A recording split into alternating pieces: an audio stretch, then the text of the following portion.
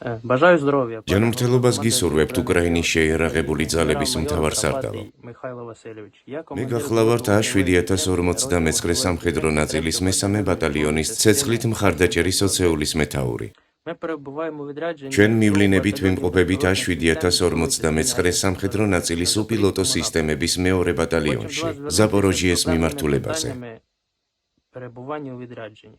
Ми прибули у Სულს відрядження, მოგმართოთ მივლინებაში коли ყოფნის були პრობლემურ готові საკითხებთან місії, დაკავშირებით. перебували на позиціях. ჩვენ მოვედით მივლინებაში 7 სამხედრო მოსამსახურის შესაცვლელად, რომლებიც 8 თვის განმავლობაში პოზიციებზე როტაციის გარეშე იმყოფებოდნენ. ჩვენი მივლინების ვადა კი როგორც გვეუბნებოდნენ, ერთი თვე იყო. ამასთან აპრილის თვიდან დღემდე ჩვენ პოზიციებზე ვიმყოფებით. როგორც გვეუბნებოდნენ, არსებობს სადადარიგო და ძირითადი პოზიციები და ისინი მზად არის დასარჩენად. თუმცა როგორც აღმოჩნდა, ეს ასე არ არის. გვეუბნებოდნენ, რომ მომარაგება და ლოჯისტიკა აწყობილი აქვთ და ყველაფერს დრონებით უგზავნიან ყველას. ესეც ასე არ არის.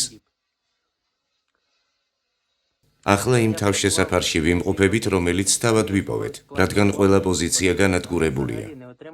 საკვები პროდუქტებითა და სასმელი წყლით მომარაგება არ ყოფილა 3-დან 7 დღემდე. როდესაც მე სხვა პოზიციაზე ვიმყოფებოდი, ხოლო ჩემი პირადი შემადგენლობა სხვა პოზიციაზე, მათ საერთოდ 12 დღის განმავლობაში არ მიუღიათ არც სასმელი წყალი და არც საკვები. შექმნილი მდგომარეობიდან გამომდინარე, ორგანიზმის გადასარჩენად, საკუთარ შარტს ვამთ და ველით როდის გადმოგვიყრიან მაინც რამეს. ჩვენ სახლობლებსა და ჩვენი ბატალიონის სარდლობას ატყობინებდნენ, რომ ყველაფრით უზრუნველყოფილები ვართ და ყველაფერი გვაქვს, მაგრამ ეს ასე არ არის. მთელ ჩემს პირად შემადგენლობაზე გზავნიან 4 კილოგრამ საკვების ამანათს და 3 ბოთლ წყალს მაშინ, როცა სხვებს 9 კილოგრამს უგზავნიან.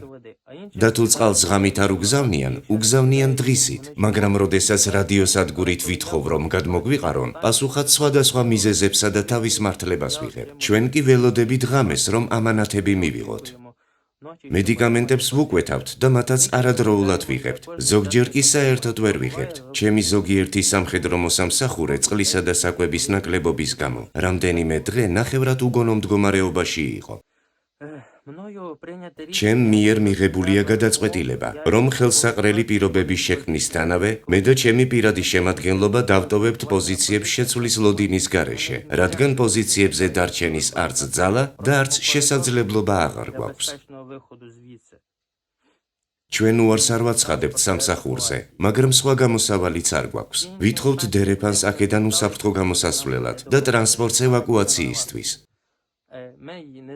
ვიმედოვნებთ თქვენს ურთიერთგაგებასა და დახმარებას და რომ ამ გასაჭირში არ მიგვატოვებთ, რადგან გვსურს დავბრუნდეთ სახლში, ჩვენ სახლობლებთან, ჩვენს ოჯახებთან.